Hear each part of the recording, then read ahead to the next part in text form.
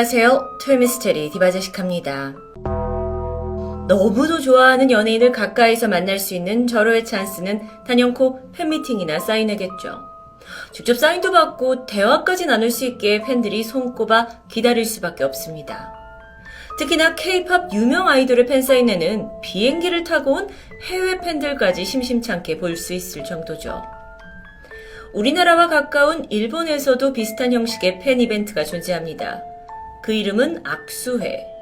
말 그대로 좋아하는 아이돌 멤버와 직접 손을 잡고 악수를 할 수 있는 행사인데요. 보통 그 아이들의 앨범에 티켓이 포함되어 있기 때문에 팬들은 한 장, 그 이상 10장까지 앨범을 사는 것도 마다치 않고 있습니다. 이 악수회, 이건 일본의 국민 걸그룹으로 불리는 AKB48으로부터 시작되었다 해도 과언이 아닙니다. 이들은 일본의 유명 프로듀서 아키모토 야스시가 결성을 했고 지난 10년간 명실상부 최고의 인기 그룹으로 자리 잡았습니다. 사실 J-팝에 별 관심이 없던 저는 지난 한국에서 방영된 프로듀스 48에서 일본 멤버들이 참여하면서 그들을 처음 알게 되었는데요. 이때 방송에 나온 멤버들이 한국 연습생들에 비해 워낙 실력이 부족해서 도대체 이들이 누군지 검색하다가 접하게 되었습니다. 일본에서는 한국과 다르게 완벽하게 준비된 아이돌보다는 조금 부족해도 실력이 점점 좋아지는 것에 더 팬덤이 생긴다는 것도 아주 흥미로웠죠. 그런데 AKB48의 활동이 한국의 아이돌과는 확연히 다른 점이 또 있습니다. 방송 활동에 앞서서 선발이 된 멤버들이 전용 극장에서 직접 공연을 보여주는 아주 특이한 형태인데요. 즉 이들은 만나러 갈 수 있는 아이돌로 인식됩니다. 그렇다 보니 AKB48 외에도 일본의 각 지역마다 다른 유닛과 전용 극장들이 생겼고 이 자매 그룹들은 그 지역 이름을 따서 SKE48, HKT48, NMB48 등등으로 불리고 있죠. 이 AKB48에 소속된 멤버만 130명이라고 합니다. 계속적으로 새로운 멤버가 들어오거나 또 나가는 일도 자주 볼 수 있을 만큼 정말 한국과는 전혀 다른 시스템으로 운영되고 있죠. 그런 와중에 그녀들이 일본 최고의 인기 그룹으로 올라간 데는 사실 남다른 마케팅이 존재합니다. 먼저 AKB48은 총선거라는 제도가 있습니다. 쉽게 말해서 팬들 사이에서 멤버들의 인기 순위를 매기는 다소 잔인한 투표라고 볼 수 있는데요. 이때 상위권에 선발된 약 16명에서 20명의 멤버만이 앨범에 참여할 수 있고 TV 활동을 펼쳐갑니다. 워낙 멤버가 많다 보니 생긴 제도라고도 할 수 있죠. 근데 팬들 또한 이 투표에 참여하면서 나의 최애 멤버 등수가 올라가고 또 성장해가는 모습을 보면서 대리만족을 느낀다고 해요. 그런데 반면 하위권에 있는 멤버들은 음악 활동과 방송의 제한을 받게 되는 그런 차가운 현실은 어쩔 수 없겠죠. 어쨌든 AKB48의 인기가 절정이던 2011년 이 총선거 생중계 방송은 거의 대통령 선거급으로 큰 주목을 받았다 해도 과언이 아닙니다. 이들의 또 다른 특이한 마케팅은 바로 악수회입니다. 직접 만나러 갈 수 있는 아이돌 이런 컨셉 때문에 그들의 앨범 안에는 악수회 참가권이 들어있죠. 악수회 가면 멤버와 1대1로 악수를 하고 짧게는 7초, 길게는 1분까지의 대화의 기회도 주어집니다. 당연히 팬들한테는 설레는 시간이고 또 그만큼 소속사 입장에서는 음반 판매까지 이어지는 절호의 시스템이죠. AKB48의 음반 판매량이 매우 높은 것도 바로 이 악수회 티켓 때문이라고 할 수 있습니다. 그런데 이 악수회가 수년간 자리를 잡아가고 팬들이 열광적으로 반응하자 점점 부작용이 발생합니다. 이 멤버들에 대한 평가가 어떤 노래나 춤 실력이 아닌 악수에서 얼마나 팬에게 친절하고 서비스를 잘하느냐에 따라서 결정되어 버린 겁니다. 그렇다 보니 멤버들은 손이 퉁퉁 불어터질 만큼 팬들과 악수를 해야 하고 그러면서도 끝까지 웃어야 했습니다. 그러던 지난 2014년 5월 22일 이와트 태현에 위치한 대형 센터에서 AKB48의 악수회가 열리게 되죠. 여기서 잠깐 그 악수회장의 구조를 설명하면 사진처럼 일렬로 텐트가 쳐져 있고 멤버들은 짝을 지어서 안에 들어가 있습니다. 그럼 팬들이 순서대로 그 텐트를 돌면서 원하는 멤버와 악수를 하는 형식이죠. 이날 행사는 순조롭게 진행되었습니다. 설렘과 기쁨의 분위기가 한창 무르익던 4시 55분쯤 갑자기 한 텐트에서 비명소리가 들려왔죠. 끔찍한 흉기 난동이 벌어졌던 겁니다. 해당 텐트는 인기 멤버인 카와에이 리나와 이리야마 안나가 있던 곳입니다. 그들을 만나러 온 한 남성 팬이 가까이 다가오더니 갑자기 점퍼 주머니에서 흉기를 꺼내 달려들었던 것이죠. 옆에 있던 남성 직원이 놀라서 맨손으로 이 흉기를 저지했지만 역부족이었습니다. 결국 이 두 멤버는 부상을 입고 말았는데요. 범인은 이후에 스태프들에게 붙잡혀서 경찰에 체포됐습니다. 하지만 두 멤버와 또 한 명의 다른 현장 스태프는 병원에 이송되었고 팔과 머리에 무려 3시간이 넘는 봉합수술을 치러야 했습니다. 정말 천만다행으로 목숨에는 생명에는 지장이 없었지만 평생 남을 흉터는 물론 돌이킬 수 없는 정신적 트라우마까지 얻어버리죠. 자, 그렇다면 이 범인. 당시 24살이던 우메다 사토루. 그는 중학교 시절엔 육상부 지역대회에서 2위까지 기록하면서 아주 앞날이 창창한 학생이었습니다. 고등학교에 들어가서도 꿈을 키우는 줄 알았지만 입학한 지 단 일주일 만에 선배에게 괴롭힘을 당했다면서 퇴학을 신청하죠. 그리고 나서는 몸이 아픈 어머니를 돕겠다며 아르바이트에 매진합니다. 사건이 발생하기 2년 전인 2012년, 사토루는 돈을 더 많이 벌 수 있다는 말에 오사카로 이사를 하게 되고요. 건설 현장에서 교통정리 경비원을 하며 기숙사에 머물렀죠. 그때 당시 열심히 번 돈의 대부분은 아픈 어머니의 병원비와 생활비로 빠져나갔고 그러면서 점점 삶에 지쳐가고 있었습니다. 그러다 급기야 불안 증세에 시달렸고 병원에서는 그에게 발달장애 판정을 내립니다. 이후 회사에서 잘리게 된 사토루는 다시 고향으로 돌아오게 되는데 이때부터는 집에서도 식사를 할 때를 제외하고는 전혀 밖에 나오지 않는 그야말로 은둔 생활을 시작하죠. 유일하게 하는 것이라곤 TV 보는 것뿐이었습니다. 그런데 이때 그의 눈에 들어온 것이 바로 무대에서 환하게 웃고 있는 아이돌 그룹 AKB48. 그가 팬이 되었다는 게 아닙니다. 사토루는 저렇게 TV에 나와서 광고도 많이 찍고 팬도 많으면 돈이 많겠지? 누구는 취직도 못하고 방구석에만 있는데 하는 뭔가 증오에 가까운 분노를 나날이 품게 되는데요. 이후에 조사에서 왜 다른 연예인도 많은데 하필 AKB48을 타겟으로 삼았느냐? 라는 질문에 그는 이렇게 대답합니다. 여자는 약할 것 같아서요. TV에서 많이 보이기도 했고 사실 그냥이요.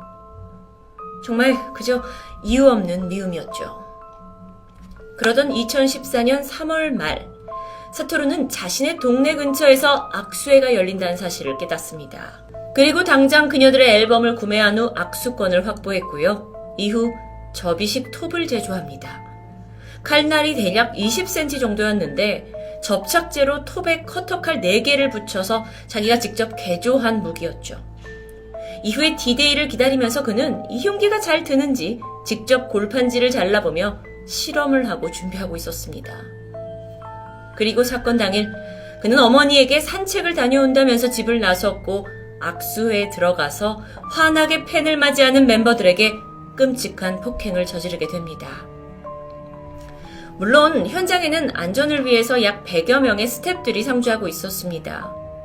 하지만 추후에 좀 더 조사해보니 그중 전문 경호업체 직원은 단 한 명도 없었죠.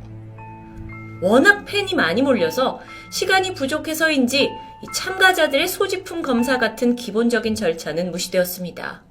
그저 양팔을 벌려서 수상한 물건이 있는지 대충 훑어보는 정도였죠. 이 사건 이후에 악수회의 허술한 보안 시스템이 드러났고 일본 내에서는 거친 비판이 쏟아졌습니다.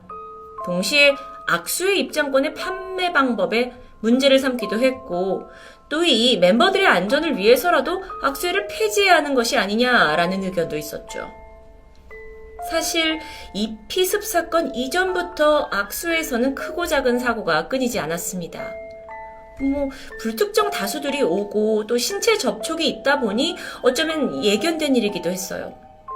일부 극성 팬의 경우에는 손바닥에 책 같은 정말 정체불명의 이물질을 묻힌 채 악수를 하기도 했고, 악수를 하는 척하면서 멤버들의 치마에 손을 넣거나 몸을 더듬는 아주 해괴한 성추행 역시 빈번했습니다.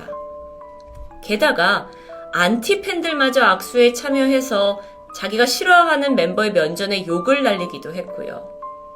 그럼에도 불구하고 AKB48 멤버들은 웃는 얼굴로 팬을 대해야만 살아남을 수 있었고, 그렇게 수천 명의 사람들과 손이 퉁퉁 붓도록 악수를 이어갑니다.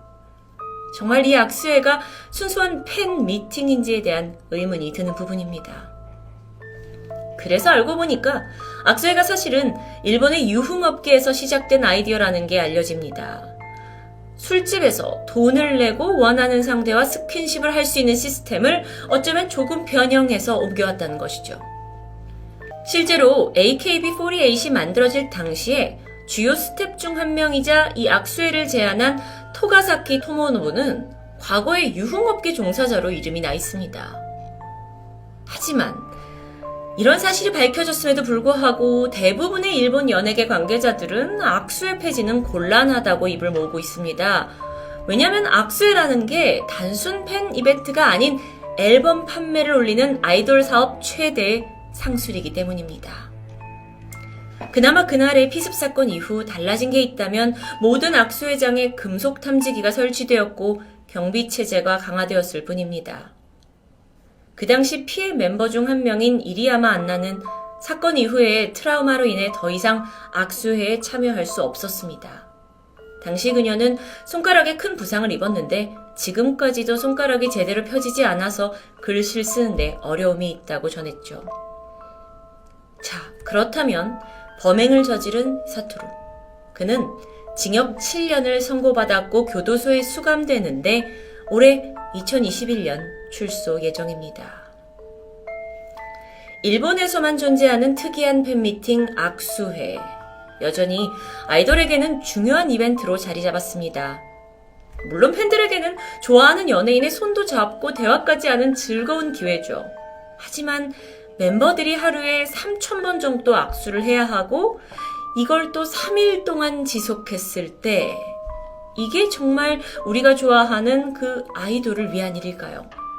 특히나 아이돌 피습 사건은 순수한 팬심을 이용한 소속사의 어떤 돈벌이 전략에서 비롯된 아주 안타까운 사건이었기 때문에 씁쓸함을 남깁니다. 물론 타 문화에 대해 제가 이래라 저래라 할 권리는 없지만 뭔가 잘못된 길을 가는 걸 그저 바라보는 것이 안타까운데요. 토요미스테리 디바제시카였습니다. 안녕하세요. 토요미스테리 디바제시카입니다.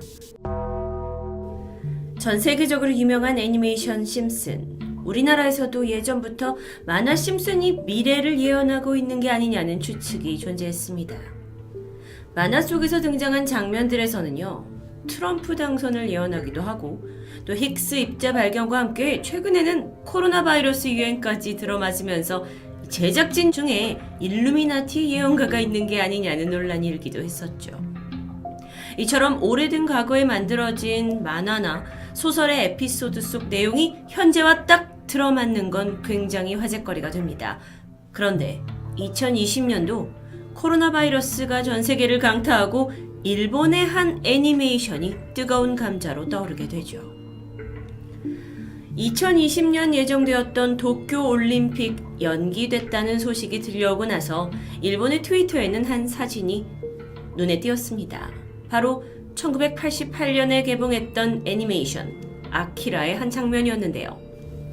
아키라는 오토모 가스히로가 1982년부터 영 매거진에 연재하기 시작해서 인기몰이가 이어졌고요. 이후 영화로까지 제작된 아주 유명한 작품입니다. 스토리를 살짝 보면 이 도쿄가 의문의 폭발로 파괴가 되고 이를 기점으로 3차 세계대전이 발발한 지 31년째 되는 2019년. 이때 네오 도쿄라는 새로운 도시가 생성됐다라는 것을 배경으로 하고 있는데요. 이게 일반적인 극장판 애니에 비해서 좀 복잡한 스토리를 가지고 있는데 전반적으로는 이제 세계가 파괴된 후에 신세계를 염원하는 상당히 웅장한 스타일의 SF 만화라고 할 수 있습니다. 그 중에 문제가 된 해당 캡처 장면. 이 팻말이 보이고요. 여기저기 적힌 낙서. 그래서 이 글귀가 뭔지 해석해 봤더니 2020년 도쿄올림픽 개최까지 앞으로 147일 국민의 힘으로 성공시키자. 그런데 문제의 구절은 오른쪽 하단에 이 낙서처럼 적혀있는 글자가 중지다 중지. 이 부분입니다. 넷상에서는 상당한 이슈가 되면서 이게 올림픽 취소를 암시하는 표현이라는 해석이 나왔었는데요. 이게 지금으로부터 약 30여 년 전, 그러니까 1988년에 만들어진 애니메이션이 당시에 그 도쿄올림픽 취소를 언급했다라는 것 자체가 네티즌들 사이에서 소름 돋는다라는 반응을 일으키게 됩니다. 실제로 지금 도쿄올림픽은 2021년 7월까지 연기가 된 상태인데 코로나 팬데믹이고 그러다 보니 내년에도 올림픽 개최가 가능할지는 아직도 미지수죠. 그런데 이게 다가 아닙니다. 더 흥미롭게도 작품 속에선 WHO 전염병 대책을 비난이라는 문구가 나오기도 해요. 아키라를 제작한 오토모 감독의 다른 작품 메모리즈에서는요, 흡사 바이러스를 떠올리게 하는 스토리가 있었고 또 거기서 등장하는 우주선의 이름마저 코로나였기 때문에 일본 언론뿐만 아니라 전 세계 언론에서 이 내용을 꽤나 흥미로워하면서 다룬 적이 있었죠. 여러분, 예언이란 건 늘 흥미롭고 미스테리한 소재입니다. 특히나 외국 예언가들이 한국이 이렇게 될 거다 또는 일본이 가라앉을 거다라는 건 늘 솔깃한데요.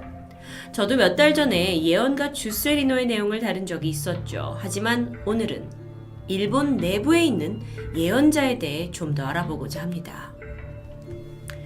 일본은 여러 신을 모시는 풍습 때문인지 과거부터 다양한 종류의 예언가들이 있어 왔어요. 그 중에서 일본인 많은 사람들이 믿고 있는 고유의 민속신앙 신토 중에 하나인 오모토의 종교 지도자가 남긴 예언이 유명합니다. 그는 1800년대 후반부터 1900년대 초반 그 일제강점기 때 일찍이 일본의 미래를 예언했는데요. 그의 이름은 데구치 오니사부로. 일본의 3대 신흥 종교 중 하나인 오모토의 창시자 중에 한 명으로 알려져 있습니다. 자, 이 종교의 시작을 살짝 알아보면요. 1898년 가난한 농부의 아내였던 57살 데구치 나오가 과부가 되고 어느 날 신내림을 받아서 신령의 말을 하면서 이게 시작이 됩니다. 그녀는 이 세상에 금신이 올 건데 이 금신의 메시지를 내가 받았다고 하면서 병을 낫게 하는 능력으로 이름을 조금씩 떨치기 시작하죠. 추종자가 생기기 시작합니다. 이후에 오니사부로가 그녀의 5번째 딸과 결혼을 하면서 이 데구치 가문에 입적을 했고요. 실질적인 2대 교주로서 이름을 떨치면과 동시에 미래 예언 능력을 발휘하기 시작합니다. 특히나 조선 식민 통치의 설계자 중 한 명으로 알려진 하라다카시가 암살당할 것이다 라는 걸 몇 시간 전에 예언하면서 더 많은 추종자들을 이끌게 되죠. 데구치 오니사부로의 예언뿐만 아니라 이 강력한 카리스마로 인해서 한때 신도수가 100만 명에 달하게 되는데 여기에서 그때 그가 태평양 전쟁이 발발하기 30년 전 일본의 패망을 예언했다는 게 알려지면서 일본에서는 세계의 예언자로 유명세를 탑니다. 이런 전쟁의 경과나 결과 외에도요, 자연재해나 히로시마 원폭 투하까지 예언이 적중하게 되면서 그의 명성과 더불어 그 종교, 오모토 종교 또한 기세가 올라가고 교세가 급속하게 성장하게 됩니다. 근데 문제가 있었어요. 오모토는 금신을 모시는 종교죠. 그러니까 당시 일본 천황을 부정하는 개념입니다. 그러니까 정부로서는 눈엣 가시 같은 존재였겠죠. 후에 1921년과 1930년에 걸쳐서 일본 정부는 오모토교에 대한 대대적인 탄압을 감행했고요. 네가 감히 일본의 패망을 예언해? 라는 점을 들어서 오니사부로의 책은 금기서적이 되었습니다. 이후에 그는 불경죄, 신문법 위반, 치안유지법 위반 등으로 체포되고 풀려나기를 반복했다고 하죠. 하지만 이런 종교적인 탄압과는 별개로 그가 뱉었던 많은 예언이 적중했다라는 것은 부정할 수 없는 사실이었습니다. 일본은 지진이 자주 일어나는 나라다 보니 이와 관련된 예언은 특히나 큰 주목을 받습니다. 그러던 중 2011년 일본의 동일본 대지진과 2016년 구마모토 대지진으로 유명해진 한 네티즌이 있습니다. 그는 투첸이라는 일본 커뮤니티에 엄청난 조회수를 기록한 게시물을 남기게 되는데 여기서 자신을 어떻게 설명하냐면 나는 2062년에서 온 미래인이다 라고 얘기를 하죠. 자신이 51구역으로 유명한 네바다의 한 연구원 출신으로 다른 7명의 조사원과 함께 타임머신을 타고 왔다고 주장하는데요. 언제나 그렇듯이 타임머신 이야기는 쉽게 믿을 수가 없습니다. 그러다 보니까 네티즌들도 반장난식으로 질문을 던졌죠. 그리고 여기에 차례차례 그가 답을 하기 시작합니다. 먼저 그는 미래에 중국은 스스로 자멸을 하게 되고 한국을 포함한 아시아 대부분이 인도화가 되면서 미국의 패권은 사실상 무너지고 영어는 더 이상 세계 공용어가 아닐 것이다 라는 그 당시로서는 좀 믿기 힘든 황당한 이야기를 늘어놨습니다.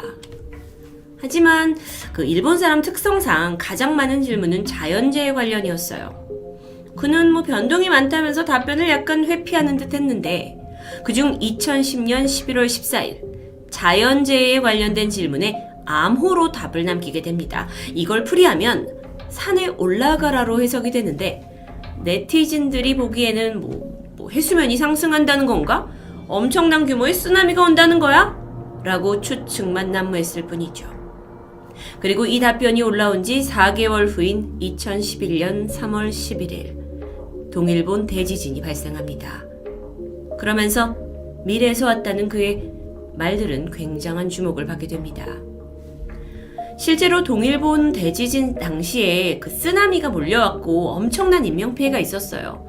그래서 피해 지역에서는 무조건 높은 산으로 올라가야만 생존할 수 있었기 때문에 어쩌면 그가 남긴 암호와 이 재난이 맞아 떨어졌던 것으로 해석이 됐던 겁니다.